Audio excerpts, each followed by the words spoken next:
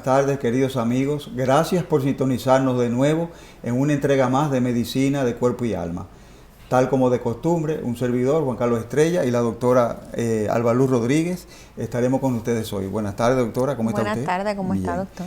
Como siempre, la doctora Alba Luz tendrá su cápsula dermatológica que nos hablará hoy de las verrugas vulgares. Yo les hablaré de la melatonina y su posible uso en urología. Y en el tercer segmento estará con nosotros el doctor Miguel Velázquez, psicólogo clínico, entrenado en medicina familiar, sexualidad humana y abuso infantil, quien también es profesor de la Universidad Evangélica Nacional. Así que los exhortamos, después de la pausa, a seguir con nosotros.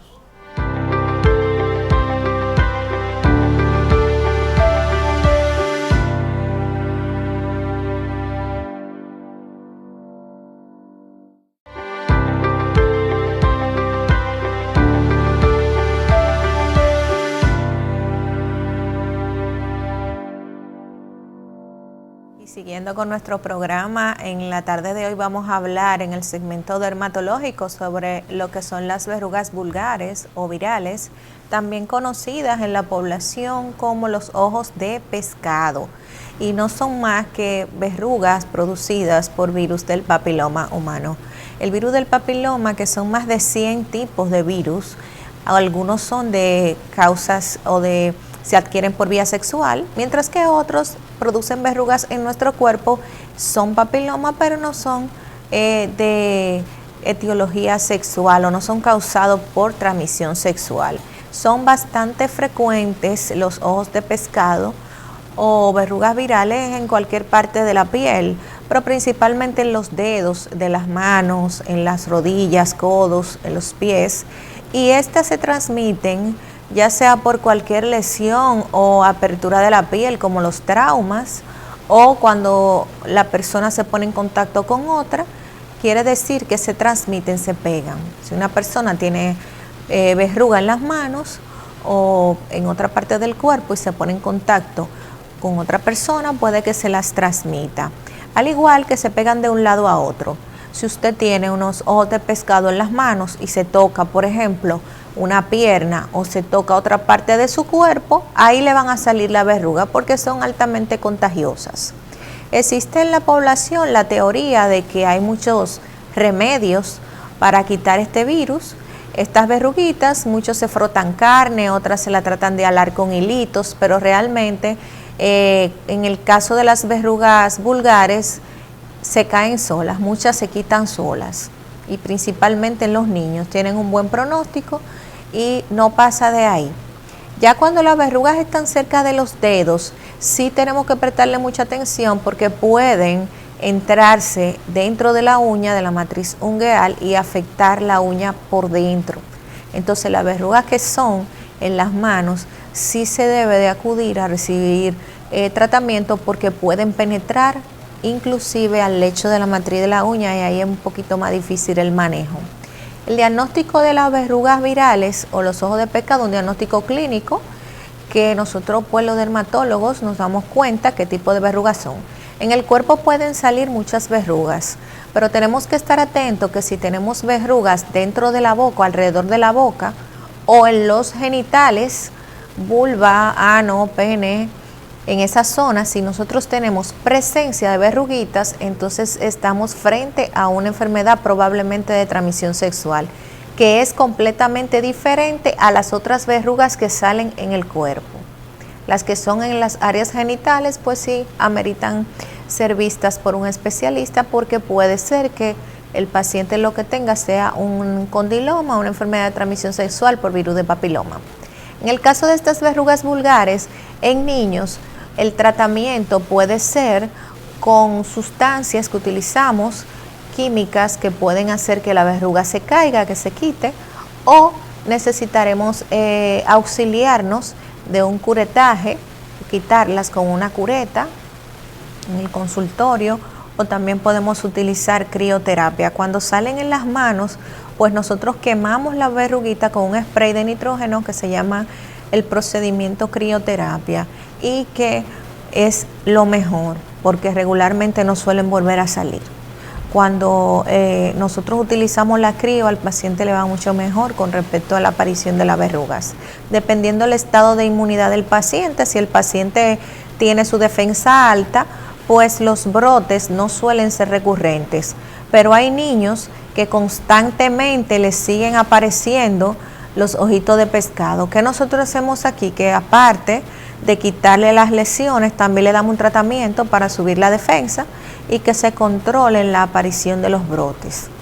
Es un motivo común de consulta dermatológica, los ojos de pescado, pero es una enfermedad benigna, es un virus que realmente puede ser autolimitado, quiere decir que se quiten solas. Cuando aparezcan en los dedos, tener en cuenta de que sí debemos de buscar ayuda con crioterapia para que no vaya a adentrarse dentro de las uñas y que se transmiten de un lugar a otro. Cuando usted le ponga la mano, ahí le va a crecer una verruguita. Entonces, es bueno siempre visitar, su médico dermatólogo para quitarlas de ahí, porque muchas veces las personas suelen entonces llenarse de estas verrugas y el tratamiento en el caso de los niños es un poquito más incómodo que en los adultos. Y hasta aquí mi cápsula del día de hoy sobre las verrugas vulgares o ojos de pescado.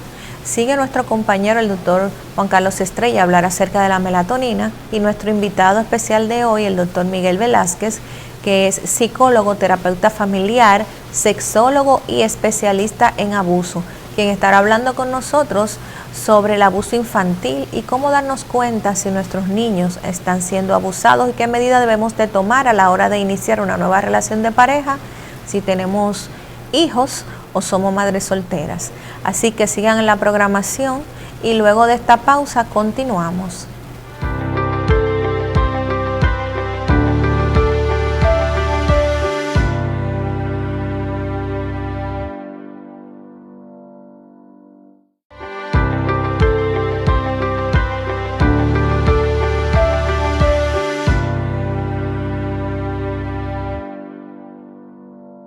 Buenas tardes, gracias por sintonizarnos y a continuación vamos a tener la cápsula urológica. Hoy hablaremos sobre la melatonina en general y su posible uso en urología. Como ustedes saben, conocen la melatonina, es una sustancia que se produce en el cerebro, específicamente en la glándula pineal y que nos ayuda a activar el sueño, a conseguir el sueño, activando un sistema que se llama el sistema reticular ascendente, que es el que gobierna el sueño en el cerebro. Sus receptores principales están en el cerebro medio, en el núcleo supraquiasmático, muy cerca del hipotálamo. La melatonina, ¿qué quiere decir melatonina? Bueno, la melatonina quiere decir mélano, que es negro, oscuro, y tono, que da actividad, es la hormona de la noche, que se activa cuando está la noche es oscura, por eso se llama la melatonina. La melatonina está ampliamente distribuida en la naturaleza, tanto en la especie humana, en los animales y hasta en las plantas, donde tiene una actividad regulando la fotosíntesis, que es la forma de tener energía de las plantas a través del sol, y regulando la fase metabólica en la noche también. Está ampliamente regulada también en los animales. Por ejemplo, es muy importante la melatonina en un proceso que se llama la hibernación en los animales. ¿Por qué? Porque ese núcleo cerebral encargado de producir los mecanismos que regulan la hibernación en los animales, que es un proceso en los cuales ellos se duermen el invierno, tanto con los que son presas como los que atrapan las presas, el oso, el lobo, los venados, todos los animales hibernan y llegan a paralizar incluso hasta 3 movimientos respiratorios por la noche y la frecuencia cardíaca puede bajar a 10. El hígado en el oso produce una sustancia que se llama ácido ursodesoxicólico que evita la formación de piedras biliares y que ha sido usado para tratar la litiasis biliar, los cálculos biliares. Y también la melatonina activa un sistema, un cortocircuito neurológico que desactiva la vejiga. ¿Qué quiere decir eso? Bueno, primero hay una regulación metabólica en el riñón en que se reduce completamente la producción de orina, pero por otro lado desactiva también la vejiga urinaria y la pone a descansar. Este sistema en la noche se activa en los humanos haciendo que una pueda dormir y que no tengan necesidad de levantarse a orinar. Este mecanismo puede ser exagerado en los niños y ellos no se despiertan para orinar, sino que se orinan en la cama, produciendo lo que llamamos la enuresis. En el hombre, este sistema se desactiva con el paso de los años y llegamos a tener una conducta de que se nos trastorna el sueño y que tenemos que levantarnos a orinar, porque la vejiga se pone hipersensible. Es por la falta de este sistema de que es activado por la melatonina. También la melatonina, a medida que envejecemos, se reduce. Se ha visto en estudios en universidades norteamericanas y en los países nórdicos que la administración de melatonina ayuda a controlar los síntomas urinarios en la noche, los síntomas prostáticos, en pacientes con parámetros normales y urodinámicos normales. Muchos pacientes que tenemos con próstatas normales, PSA normal, producción de orina nocturna normal, sin embargo, ellos dicen que orinan mucho y se levantan a orinar. Puede ser posible que estos pacientes tengan una distorsión del sueño en que se activa el sistema urinario y se produce un falso prostatismo. Estos pacientes pueden ser ayudados con administración de bajas dosis de 5 a 10 miligramos, no más de ahí, 1 o 2 horas antes de acostarse. Los receptores de melatonina, la melatonina está muy bien estudiada científicamente hablando. Incluso ya se habla y se han identificado 3 tipos de receptores, los MT1, los MT2 y los MT3. Los receptores MT1 de la melatonina son los que regulan el sueño. Los MT2 regulan el ritmo circadiano y el desfase horario de cuando viajamos en el jet, lo que se llama el jet lag. Y también el sistema cardíaco, urológico, urinario y también hasta el sistema inmunitario. Y se habla de que en muchas células hay receptores de MT2 que activan la telomerasa, o sea, la sustancia que preserva los telómeros en los genes. Se habla también de que los receptores MT2 están representados también en los linfocitos T y en los linfocitos B. Por eso es que se ha hablado un factor en el tratamiento del COVID de la melatonina, porque es un inmunomodulador que favorece la defensa celular, de tipo celular, no humoral, sino celular viral, a través de los receptores MT2 de los linfocitos T y B. Los linfocitos MT3 son los menos, son los más recientes que se han descubierto, y se ha visto que regula el fluido en los ojos, se puede usar como tratamiento alternativo para el glaucoma, y regulan la presión intraocular. Y también en la noche, estos receptores se encuentran en el hígado, en el páncreas, en los intestinos, en los pulmones y regulan las funciones de detoxificación. Como vimos en una de las gráficas, hay alimentos muy ricos en melatonina. Como están, ahí ven una pequeña gráfica, y estos alimentos, para que veamos que están ampliamente distribuidos en la naturaleza, que hasta las plantas y los vegetales y las frutas producen melatonina y tienen muchas funciones. La melatonina, como vimos, puede ser usada en urología para controlar los síntomas urológicos de la cuestión de la orinadera en la noche.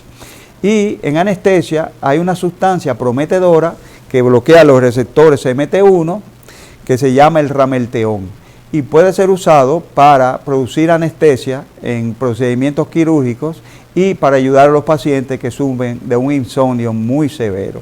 Esta sustancia está en estudio y se llama el ramelteón.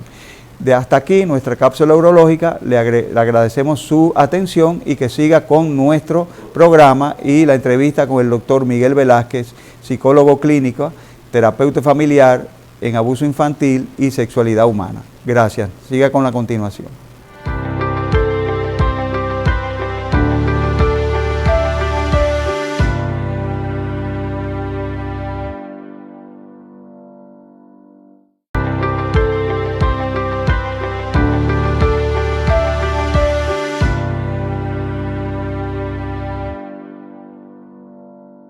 Dominicana.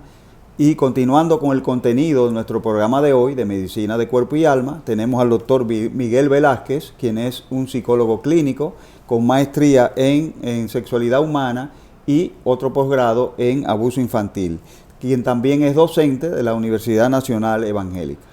Doctor, bienvenido a nuestro programa. Muchas gracias por su asistencia, le agradecemos enormemente. Muchas gracias a ustedes por la invitación. Estamos aquí para servirle. Estamos muy contentos que esté con nosotros en nuestro espacio Medicina de Cuerpo y Alma. Muchas gracias, doctor. Y siguiendo con esta conversación, usted es muy importante esto del abuso infantil. Es un tema tabú en nuestro país y queremos saber cuál es en la actualidad la situación de este tema y las clases sociales donde se produce, el nivel académico de estas familias, la estructura social de estas familias, si son monoparentales o si son biparentales, ¿dónde es más frecuente el abuso sexual infantil?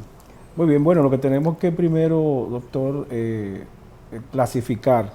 El abuso infantil puede ser físico, puede ser también sexual, y realmente hay una gran incidencia en lo que es nuestro país o en el sentido general en lo que es Latinoamérica.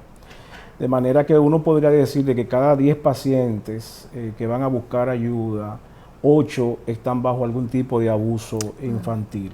Es una estadística que, bueno, hasta el momento no tenemos todavía investigaciones más profundas, pero uno lo hace de manera al ojo clínico, lo que uno va mirando en el contexto del consultorio.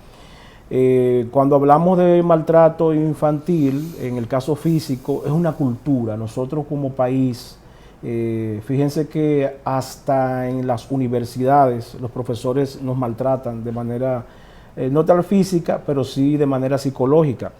Yo digo que Trujillo sigue viviendo en nuestras aulas y en todos los contextos que hacemos. O sea, que estamos mirando que es una cultura.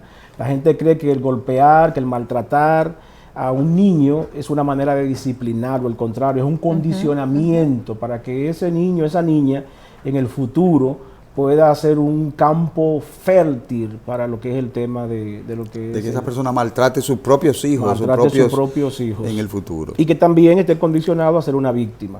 Ese es un elemento.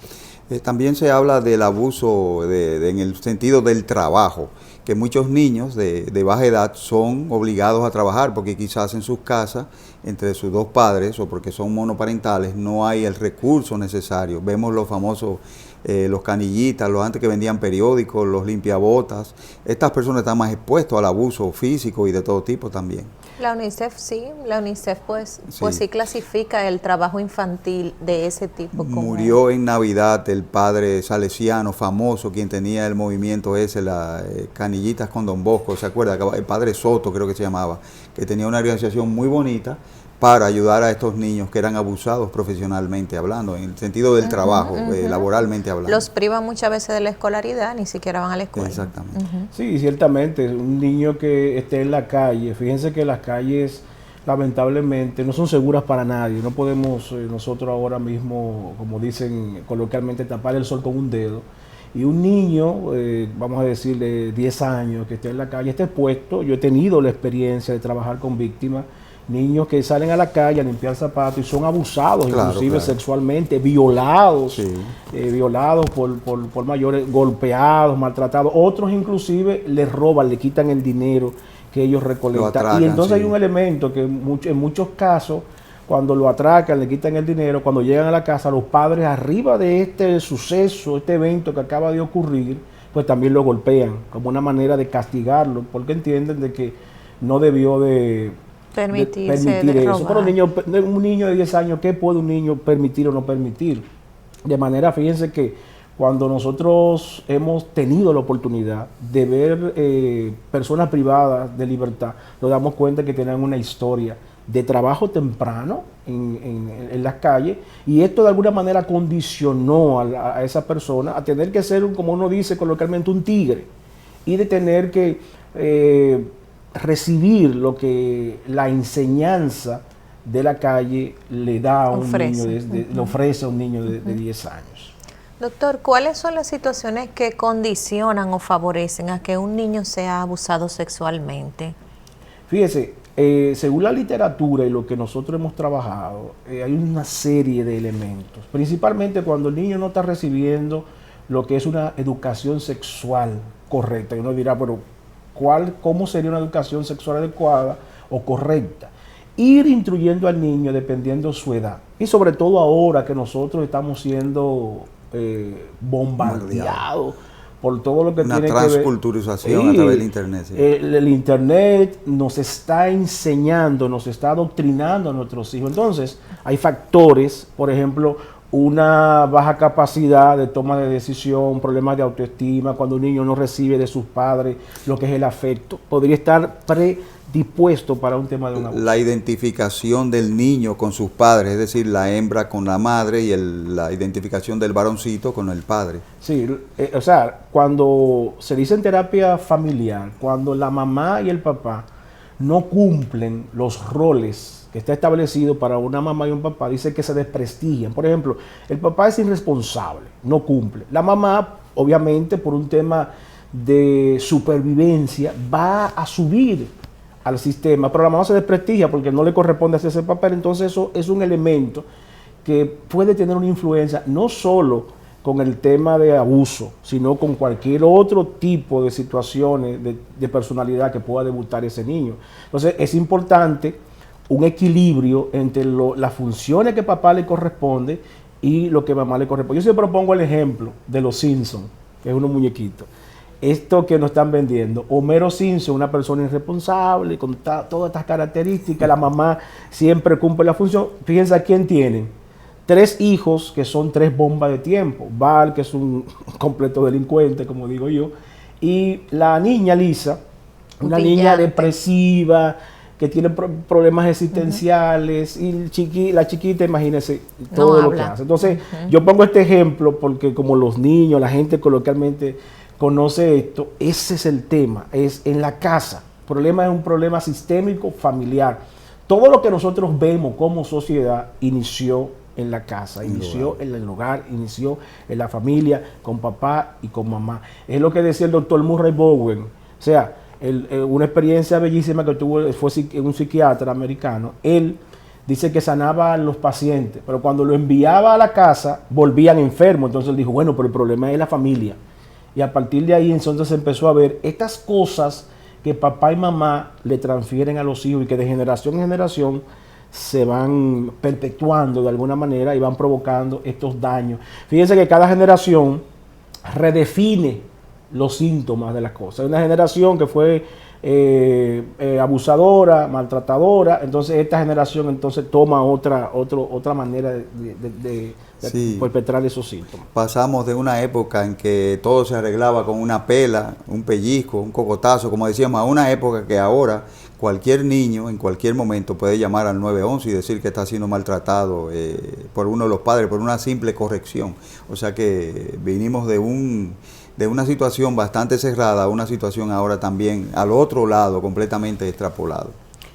Sí, ciertamente. Y el bombardeo a destiempo de toda esta transculturación que nos ha llegado a través del Internet. Ciertamente, pero la gente a veces dice, no, porque en el tiempo de antes, oye, había abuso, habían abusos físicos, abusos sexuales. Fíjense que antes el carbonero te podía dar una pela, pero así mismo el carbonero te abusaba sexualmente y tú no podías decirle a tu mamá, a tu papá que fuiste abusado por un carbonero. O sea que los tiempos, cada el tiempo... abuso siempre ha existido. Siempre ha existido y cada tiempo tiene sus contextos en sentido general. Doctor, nosotros los padres, ¿cómo podemos darnos cuenta? ¿Qué signo puede mostrar un niño de que está padeciendo abuso? Porque hemos escuchado que los niños no hablan, que regularmente los niños no cuentan las cosas que pasan.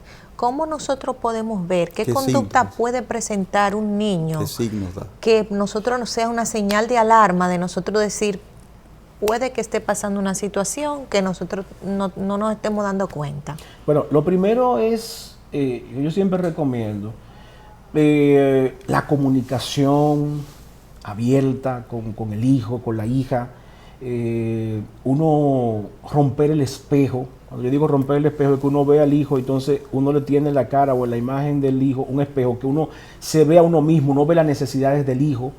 Eso es un elemento preventivo.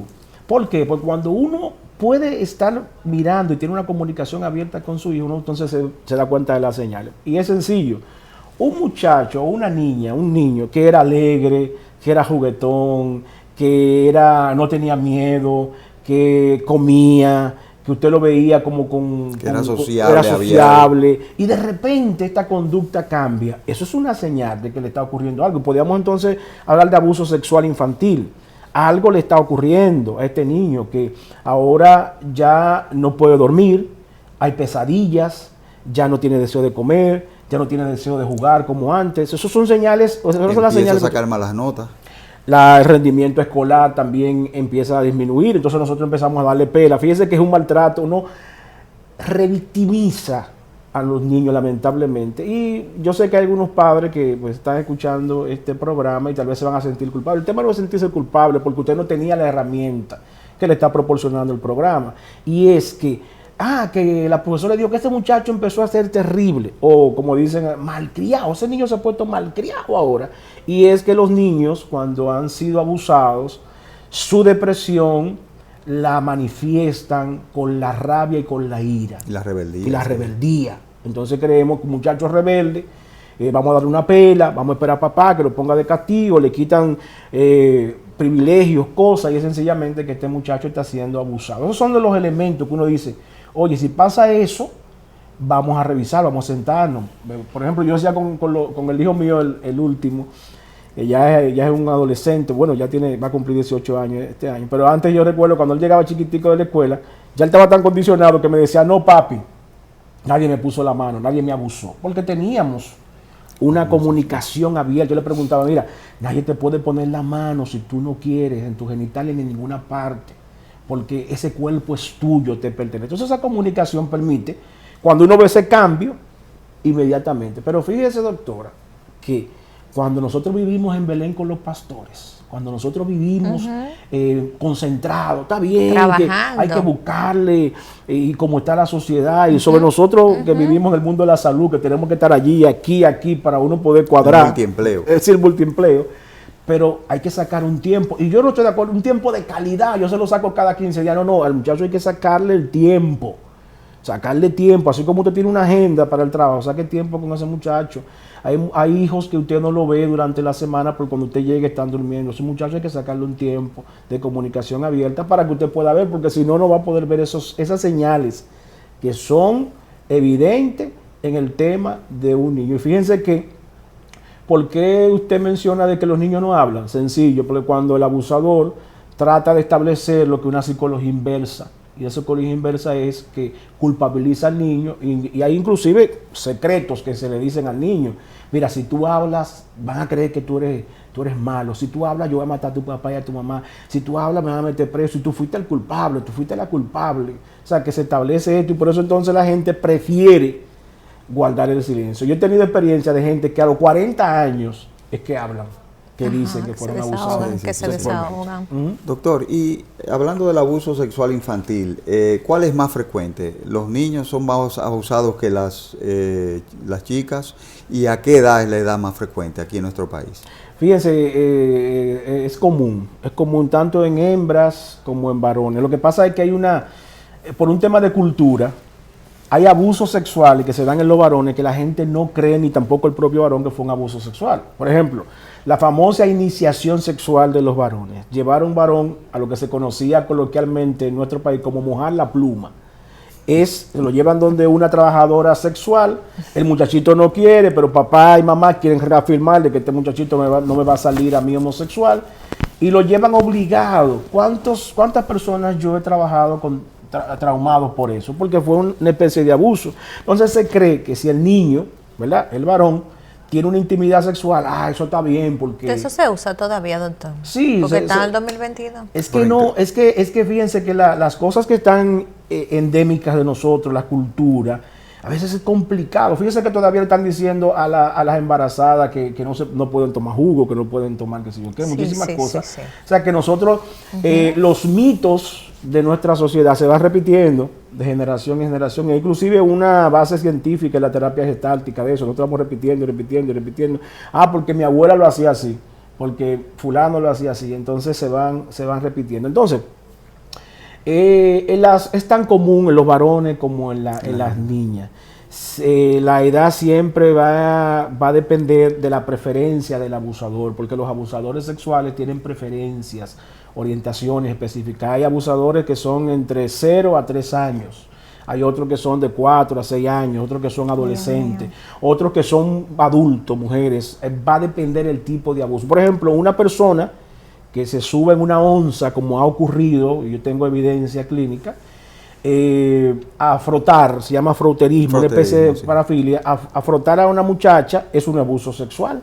Y eyacular, y esa muchacha darse cuenta, y este tipo cuando lo sorprende, sale de la guagua en el tapón, aprovecha y se va. Esa es su dinámica. Entonces, también va a depender cuál es el objeto de la excitación de ese abusador. Pero siempre hablamos 4, 5, 6, 7 años, es cuando uno está trabajando en consulta, que ha ocurrido el abuso. A veces sucede, es muy frecuente, doctor, con el tema de los padrastros. ¿Qué estoy diciendo? ¿Que todos los padrastros son abusadores sexuales? No. Los padres también, biológicos, tengo muchos casos. Pero cuando estas niñas entran a lo que es el proceso de su formación, ¿verdad? Las hormonas que lo van mirando. Entonces, estos padres que no tienen límites ni fronteras, entonces hacen un tema de abuso, y estamos hablando entre los 12, 13 años, 14 años, también hay mucha frecuencia de abuso sexual. En esa edad. Doctor, había otro tema que es cultural, porque yo me acuerdo el famoso brechero, el famoso, que ahora se llama voyeurista. Voyerista. De voyer, de mirar en voyer. francés. Había una serie de eso. De Sí, entonces, ¿tiene eso que ver? ¿El voyeurista es simplemente una parafilia de acechar, de brechar, como decían culturalmente hablando antes? ¿O eso tiene que ver? ¿Eso se puede traducir en la posterioridad a pacientes que son adictos a la pornografía, por ejemplo? Porque se habla de ese tema ahora también, de la adicción a la pornografía. Sí, lo que sucede es que, miren, hay que establecer lo siguiente: las exploraciones normales del grupo de depresión. Por ejemplo, en los años 80, 70, 80, los 90, el grupo de depresión de los varones era la masturbación, era el ser voyerista, los propios mayores le daban iniciación al grupo de los muchachos. Era como un contexto de exploración. Pero no había ni televisión ni internet. No había. Ahora un acceso directo, no había, rápido y de una vez. No había internet, no había. Pero yo recuerdo un reportaje que salió en el periódico El Nacional hace muchos años, donde había un voyerista que decía que él se quería quitar la vida, y la gente lo cogió a relajo, y era porque él decía que ya no tenía sentido su vida, porque ya ahora él puede ver cualquier cosa en la calle, las mujeres andan desnudas, él decía. Entonces antes él tenía que, en el tiempo de Trujillo, él hacer su diligencia, como dicen, y poder abrir un hoyito, hacer unas cosas. Sí, planifican. Entonces, todo. ese acto. Estudian la persona que van a acechar, que van a brechar. Es metódico, porque es todo. Por ejemplo, el mismo, saltamos un poquito, el mismo caso de los agresores, no a todos los niños ellos los agreden, ellos los estudian primero. Y yo siempre le pregunto. Detectan una debilidad, una vulnerabilidad, por donde ellos pueden entrar, accesar a la mente de ese niño y poder controlarlo. Ahí lo toman, ¿me entiendes? Entonces, el caso de un voyerista que se inicia en la infancia, sí se puede quedar enganchado y luego puede pasar al tema de la pornografía. Recuerden que el tema de brechar, el voyerismo y la pornografía tienen también un elemento neurológico. Claro. Una recompensa que el cerebro necesita. Entonces yo voy a brechar, se puede volver adicto. Y el que brecha, el que tiene el voyerismo, el que ve la pornografía, tiene que usar la masturbación, porque entonces esta tensión sexual que sube hay una manera que uno tiene que descargarla. Eso se compensa por la vía de dopamina también. Ese sería el mecanismo en esos casos, en ese tipo de personas. Esa dopamina es la reina, que la podemos usar para, ¿verdad? Que no, para cosas loables, sublimarla, pero también todo lo que tiene que ver con recompensa, esa señora es que quiere, es la responsable. Es la responsable de sentir este placer. Doctor, y de la adicción a las drogas. Y la adicción en sentido general. Usted que trabaja con niños abusados, me interesa saber si siguen siendo, como se decían, los familiares cercanos, los involucrados en esto, porque siempre hemos escuchado que los tíos, hermanos, familia, madrastros, son las personas más cercanas que pueden pues ser los causantes de un abuso infantil. ¿Todavía usted en su práctica se ha topado con esos casos de que son familiares los que tienen que ver con esto? Mira, doctora, la literatura científica, sobre todo los grandes, ¿verdad?, expertos de esto, hace muchos años, estamos hablando de 2008, plantean el 85% de los abusadores sexuales son cercanos. En mi experiencia, muchos años trabajando con muchos pacientes abusados y también con abusadores, yo lo pongo en el 99%. Ay, Dios mío. Solo en los años que tengo de práctica y de estudio, vamos hablando entre estudio y práctica 21 años trabajando con esto y 32 a nivel de consejería, solo he visto un paciente que me lo trajeron de Aruba, una niña, porque fue una persona desconocida. Después todos son primos, tíos, abuelos, trabajadoras domésticas, o sea, que son personas cercanas que el niño conoce, establecen un vínculo, lo estudian. Por eso es que hay algunos elementos que hay que tomar en cuenta para ese tema de estos adultos que están tan cerca de los niños, estos secretos, estos cuchucheos, esta coquillita. Compinche, como dice. Compinche. Hay que tener unos límites establecidos bien claros para ese elemento, ese punto. Bueno, y estamos aquí en nuestro programa Medicina del Cuerpo y Alma conversando con el psicólogo Miguel Velázquez, especialista en terapia familiar y abuso en todos los tipos de abuso infantil, de niños, adolescentes. Y estamos conversando justamente sobre el abuso infantil. Vamos a una pequeña pausa comercial y luego de esta continuaremos hablando con nuestro invitado de hoy. No se lo pierdan.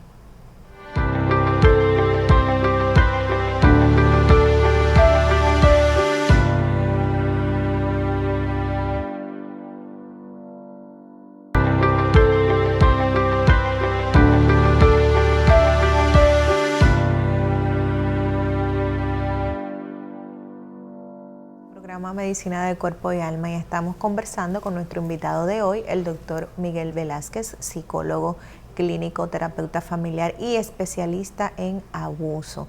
Estamos conversando con él acerca de los diferentes tipos de abuso. Doctor, usted mencionaba que el 99% de las personas, familiares cercanos, son los abusadores, los que suelen violentar a los niños. En el caso de las madres solteras que van a iniciar con una nueva pareja o que se van a casar, ¿cuáles recomendaciones usted podría dar a la llegada de esa nueva persona a la vida de esa mujer?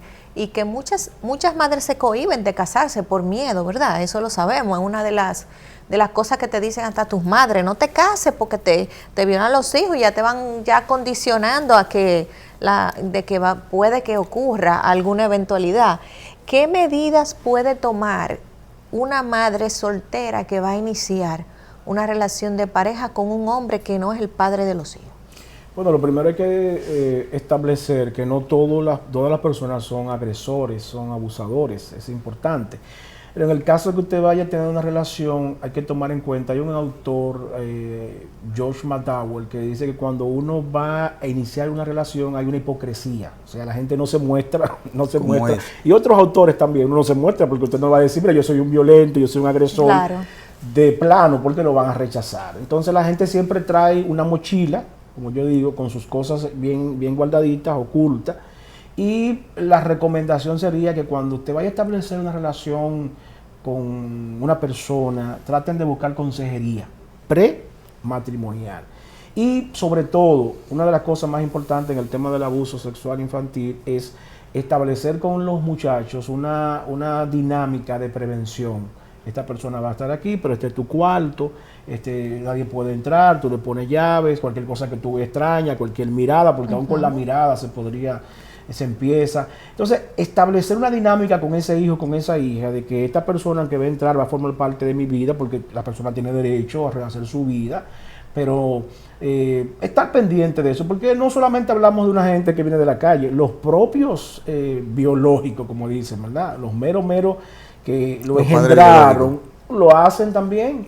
Yo he visto muchísimos casos, por ejemplo, padres que tienen 4 hijos, 4 hijas, y lo violan a todos, lo abusan a todos. O sea, que no es sencillamente del que llega nuevo. Este hombre que usted lo conoció, que usted confía en él, que está con usted, que ha estado en las buenas y en las malas, es el propio monstruo que está abusando de sus propios hijos. O sea, que es un tema más que ver y establecer con la persona que entra, es empoderar a los muchachos, es establecer el derecho que ellos tienen de sus límites, de sus fronteras y el cuidado de su propio cuerpo. Ciertamente tenemos casos que viven en familias de estatus económico que inclusive no le permite tener una puerta. Yo le digo, bueno, por lo menos pongan una cortina. Claro, Y sí. que el hombre, aunque sea su papá, debe de pedir permiso para entrar donde hay niñas adolescentes, niñas 6, 5 años, que puedan, ¿verdad?, establecer eso. Por ejemplo, en mi experiencia, vamos a poner mi nietecita de 5 años, ella cuando se va a cambiar, ella me dice, tata, o sea, ella habla, es americana, me voy a cambiar. O sea, eso se le enseña de que, aunque yo sea el abuelo, aunque el papá está ahí, usted debe de tener su privacidad para hacer esta actividad, o que venga la mamá, que es el propio sexo, que la pueda ayudar. Entonces, todo esto, yo lo puedo resumir, es establecer empoderamiento en los niños, porque ahí es que está el tema. Toda la literatura, todas las investigaciones dicen que la mejor manera para una persona prevenir el abuso sexual infantil es empoderar y entregarle herramientas a estos niños. Doctor, ¿de qué modo una educación sexual en los colegios, en la casa, puede prevenir el abuso sexual? Me refiero, la educación sexual ha sido un tema muy polémico. Y entonces, Sí, pero una no se educación habla de sexual eso en la seria, escuela, realmente. adecuada para los niños, adecuada a su edad, una educación sexual científica, pudiera ayudar a prevenir el abuso sexual infantil. Sí, ciertamente. Mire, y aquí, doctor, venimos con un problema, vamos a decir, psicosocial, o vamos a decir también del Estado. Fíjense que en lo que yo he escuchado, porque no voy a decir que en todas las escuelas, en todos los colegios, pero yo he tenido la oportunidad de escuchar los orientadores sexuales. Entonces, lo que va a una escuela donde usted un contexto, por ejemplo, de unos sectores de un barrio, vamos a llamarlo así, un barrio, usted sabe que los muchachos tienen otro tipo de educación, de tigueraje, la palabra, la mala palabra. Este orientador sexual va al aula a relajar y a poner la sexualidad como que es una chelcha. Eso no ayuda. Ahora sí, claro, una orientación sexual adecuada, y vuelvo y repito, científica. Y se da el mismo caso, doctor, con las despedidas de soltera.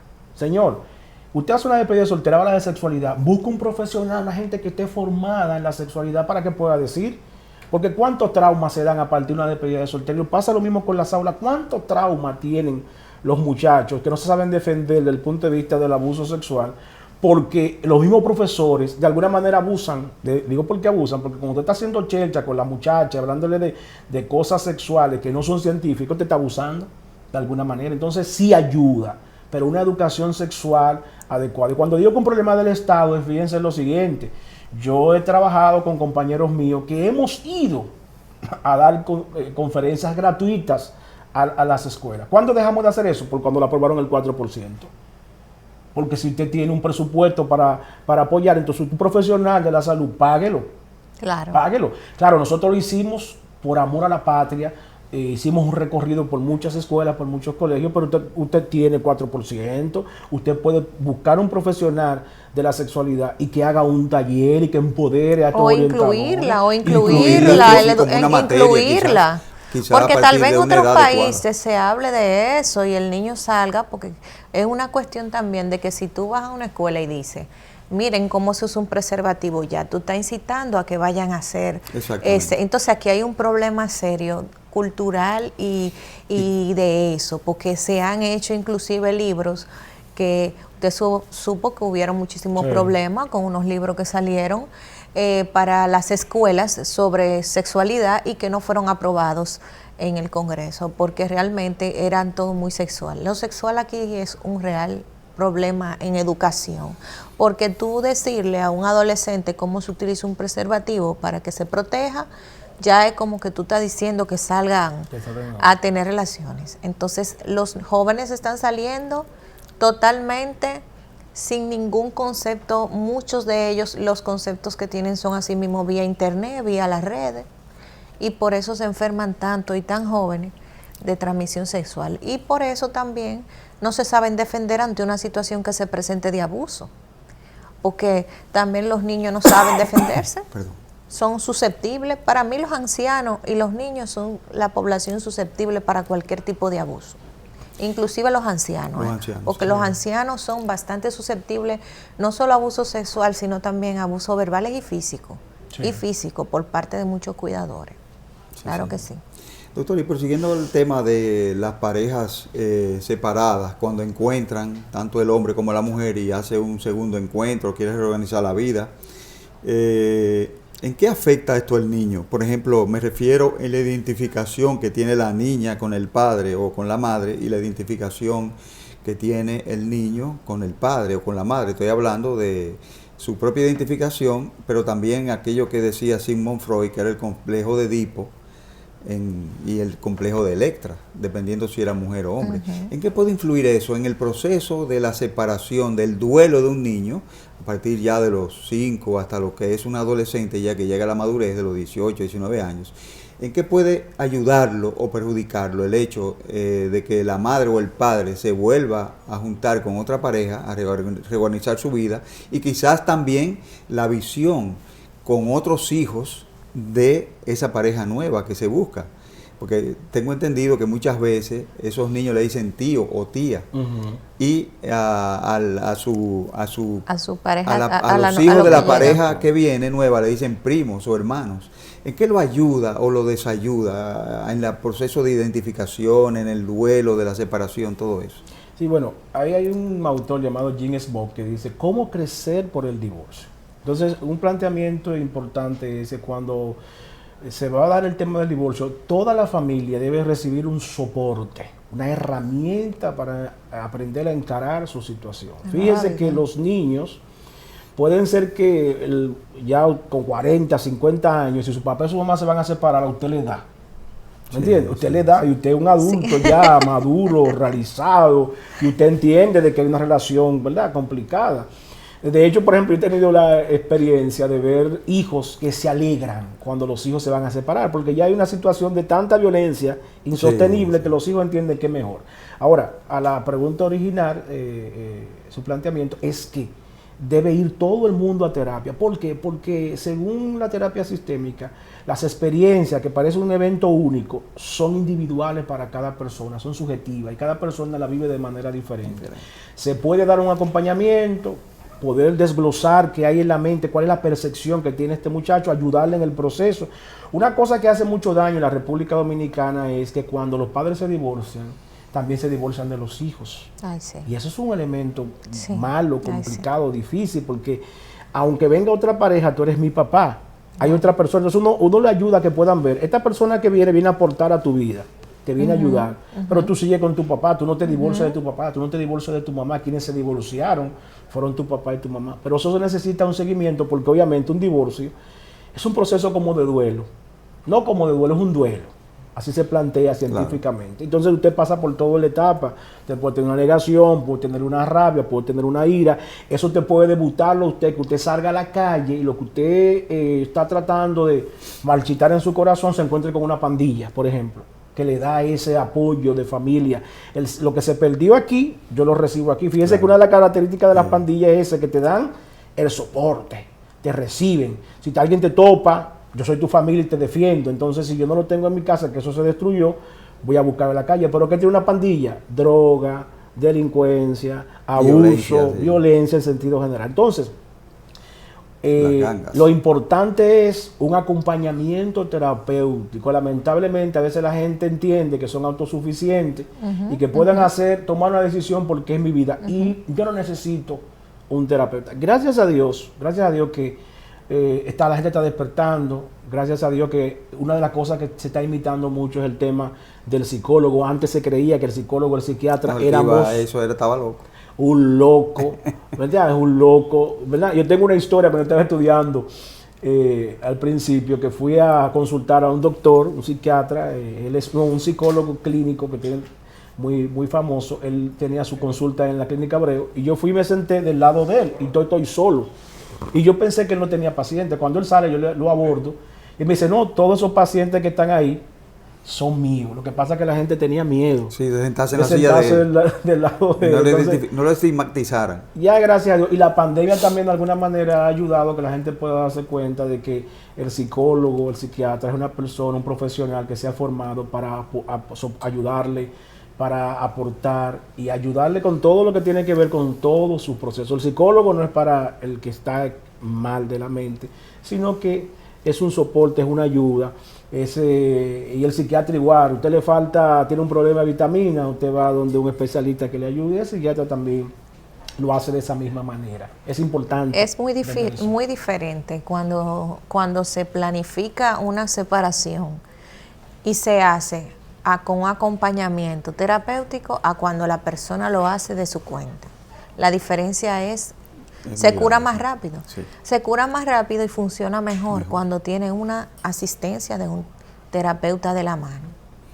Muy bien, bueno, agradecemos su compañía, su atención, le damos las gracias tanto al doctor Miguel Velázquez por su exposición, por su brillante exposición. Tiene que volver. Tiene que volver.